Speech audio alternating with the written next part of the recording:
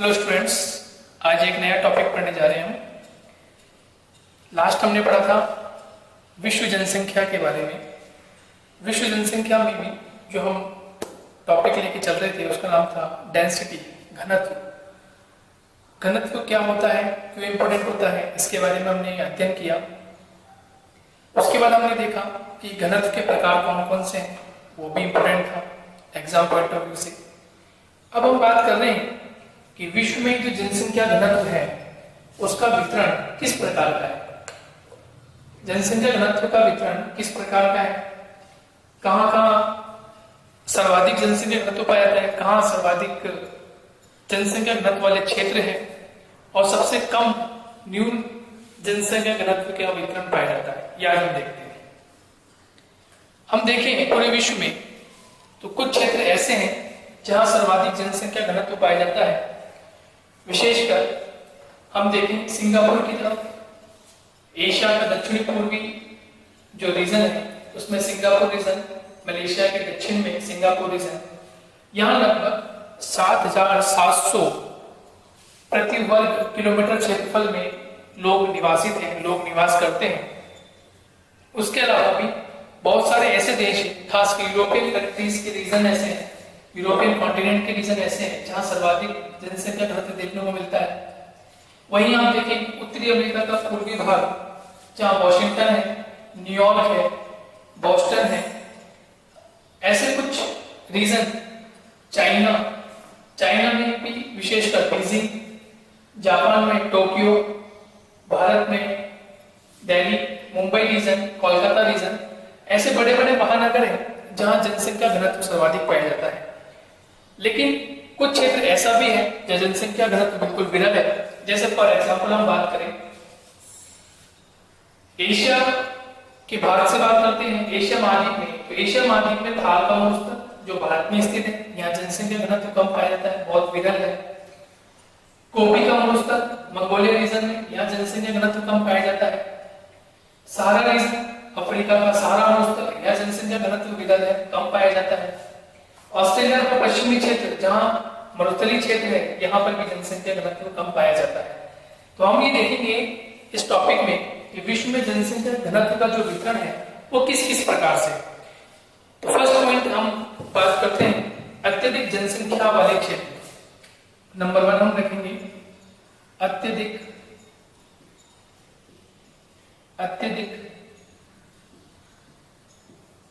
जनघनत्व वाले क्षेत्र।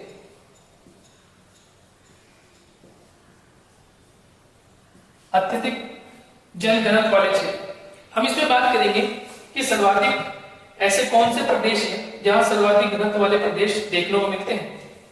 हम इस मैप पे एक बार गौर करते हैं तो हमें यहां देखने को मिलेगा एशिया का जो पूर्वी क्षेत्र है, एशिया का जो पूर्वी क्षेत्र है, पूर्वी भाग जो है, विशेषकर चाइना का रीजन, और चाइना में भी सबसे इंपॉर्टेंट जैसे बीजिंग रीजन, ठीक है, शंघाई रीजन है, नॉर्थ कोरिया, साउथ कोरिया का रीजन है, यहाँ जापान की राजधानी टोक्यो का रीजन है, फिलीपींस रीजन, सिंगापुर रीजन, यानी कि एशिया का पूर्वी भाग विशेषकर चाइना में बीजिंग के बाद Shanghai, north Korea, south Korea, Tokyo, ये रीजन यहाँ सर्वाधिक जनसंख्या घनत्व पाया जाता है। दक्षिणी पूर्वी एशिया की बात करें, साउथ ईस्टर्न एशिया की बात करें, साउथ ईस्टर्न एशिया में इंडोनेशिया द्वीप समूह, सिंगापुर, मलेशिया, इस रीजन में भी सबसे ज्यादा जनसंख्या घनत्व पाया जाता है। साथ ही साथ एशिया के दक्षिण में बात करें तो इंडिया, श्रीलंका, पाकिस्तान ऐसे देश हैं जहां जनसंख्या घनत्व उच्च पाया जाता है। यह जनसंख्या घनत्व उच्च पाए जाने के प्रमुख कारण है। लेकिन हम बात करते हैं इसके अलावा, एशिया के अलावा और कौन कौन से ऐसे कंट्रीज हैं जहां पे जनसंख्या घनत्व उच्च पाया जाता है। तो यूरोपियन कंट्रीज रीजन में, और यूरोपियन में विशेषकर जो मध्यवर्ती वाला भाग है, यूरोप का जो मध्यवर्ती वाला भाग है, यहाँ पर भी सर्वाधिक उच्च घनत्व पाया जाता है। उत्तरी अमेरिका का जो पूर्वी छोर है और दक्षिण अमेरिका का जो वेनेजुएला, उरुग्वे, गुयाना, ये जो रीजन है, कोलंबिया रीजन है, यहाँ पर भी उच्च घनत्व पाया जाता है। तो उच्च घनत्व पाए जाने के जो प्रमुख कारण है वो प्रमुख कारण है कि यहाँ पर जो भाग, एक तो समतल मैदानी भाग है, समतल मैदानी भाग है। समतल मैदानी भाग होने के कारण मानव के बसाव क्षेत्र, मानव के आवासीय क्षेत्र के लिए महत्वपूर्ण बन जाता है और समतल मैदानी क्षेत्र में विभिन्न प्रकार की एक्टिविटी देखने को मिलती है। साथ ही साथ यहाँ पर उपजाऊ मृदा देखने को मिलती है। उपजाऊ मृदा यानी कि फर्टाइल सॉइल होगी, तो फर्टाइल सॉइल से कृषि संभव है और कृषि यदि अधिक होगी तो जनसंख्या का दबाव अधिक होगा, मानव समूह अधिक निवास करेगा। इसके अलावा जल की प्रचुर मात्रा, ये भी महत्वपूर्ण हो जाती है। जहां पर जलापूर्ति अधिक होगी, जल की मात्रा अधिक होगी, मानव बसाव अधिक वहां होगा। इसके अलावा खनिज संसाधन ये भी महत्वपूर्ण कारक होता है। कल भी हमने बात किया था आपके सामने कि खनिज संसाधन होना महत्वपूर्ण है। जहां खनिज संसाधन औद्योगिक इकाइयां यानी उद्योग लगना शुरू होंगे या औद्योगिक इकाइयां प्रारंभ होगी, और जब औद्योगिक इकाइयां प्रारंभ होगी वहां सर्वाधिक खनिज संसाधन होने के कारण, औद्योगिक इकाइयां लगने के कारण वहां पर जनसंख्या घनत्व अधिक देखने को मिलेगा। नेक्स्ट, तो ये तो कुछ रीजन ऐसे हुए जहां सर्वाधिक जनसंख्या घनत्व पाया जाता है।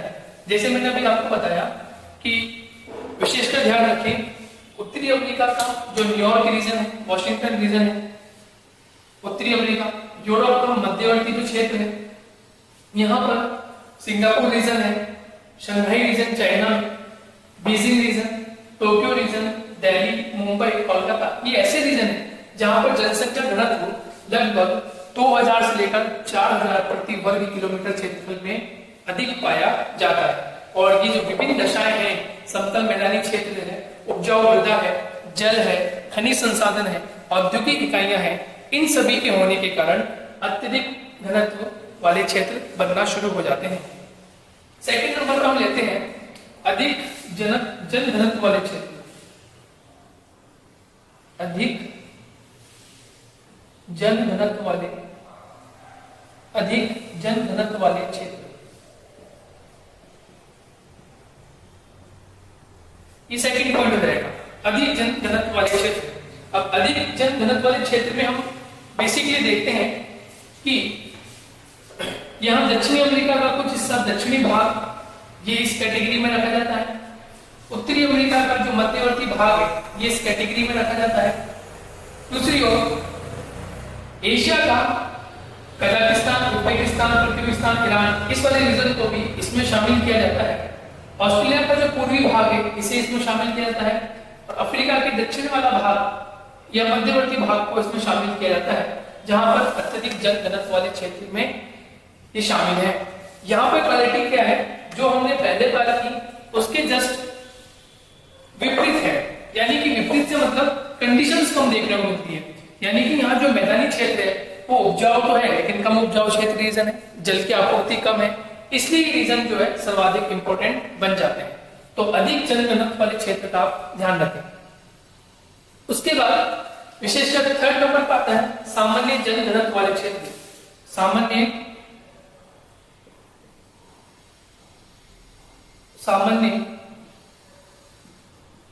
जन घनत्व वाले क्षेत्र।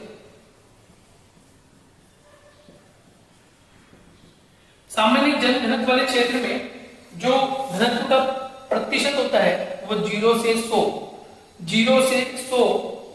10 से 100 प्रति वर्ग किलोमीटर रहता है, प्रति वर्ग किलोमीटर रहता है। जबकि यहां हम बात करें तो यहां जो जनसंख्या घनत्व लगभग 100 से 250 किलो प्रति वर्ग किलोमीटर रहता है, और इस क्षेत्र में लगभग 250 से अधिक जनसंख्या घनत्व रहता है। तो वेरी इंपॉर्टेंट, आपको ध्यान रखें कि 250 से अधिक प्रति वर्ग किलोमीटर वाला क्षेत्रफल कौन सा है, या घनत्व कौन सा हो, रीजन कौन सा होगा, अत्यधिक जनसंख्या वाले क्षेत्र। 100 से 250 प्रति वर्ग में कौन सा होगा, अधिक जनसंख्या घनत्व वाले क्षेत्र। और सामान्य जन घनत्व वाले क्षेत्र में भी जो प्रति वर्ग किलोमीटर क्षेत्रफल होगा वो रहेगा 10 से 100 व्यक्ति प्रति वर्ग किलोमीटर क्षेत्र। तो ये इंपॉर्टेंट है, आप जरूर ध्यान रखें। इसके बाद दो और आते हैं, कम जनसंख्या घनत्व वाला क्षेत्र और बिल्कुल विहीन जनघनत्व वाला क्षेत्र जहां पे जनसंख्या बिल्कुल भी निवास नहीं करती। तो विशेषकर हम देखें कम जनघनत्व वाले क्षेत्र में तो साइबेरिया का रीजन, मध्यवर्ती अर्जेंटीना का रीजन, यहाँ पर उत्तरी अमेरिका का पश्चिमी रीजन, कनाडा रीजन, ये कुछ ऐसे रीजन है, ऑस्ट्रेलिया का मध्यवर्ती रीजन, ये कुछ ऐसे रीजन है जो मुख्य रूप से कम जनघनत्व वाले क्षेत्र के अंतर्गत हम शामिल करते हैं। और एक रीजन ऐसा होगा जहां पे जनसंख्या बिल्कुल भी नहीं पाई जाती, वहां जनसंख्या घनत्व विरल पाया जाता है, उसका वितरण बिल्कुल जीरो रहता है, वो विशेषकर ऐसा रीजन है। जैसे हमने बात की ग्रीनलैंड रीजन, अंटार्कटिका का region, Arctic region, Euro Arctic region, Russian region, Alaska region, जितने भी मरुस्थलीय भाग हैं, चाहे सहारा का मरुस्थल रीजन हो, थार का मरुस्थल रीजन हो, ऑस्ट्रेलिया का पश्चिमी रीजन हो, यहाँ पर प्राय जन घनत्व जो होता है वो शून्य होता है, इसलिए यहाँ पर जनसंख्या का वितरण बिल्कुल विरल पाया जाता है। तो ये है विश्व में जनसंख्या घनत्व वितरण के मुख्य 5 क्षेत्र: अत्यधिक जनघनत्व वाले क्षेत्र, अधिक जनघनत्व वाले क्षेत्र, सामान्य जनघनत्व वाले क्षेत्र, कम जनघनत्व वाले क्षेत्र और सबसे लास्ट में प्राय जनविहीन क्षेत्र। ये इंपॉर्टेंट है। तो विश्व में जनसंख्या घनत्व वितरण हमने पढ़ लिया।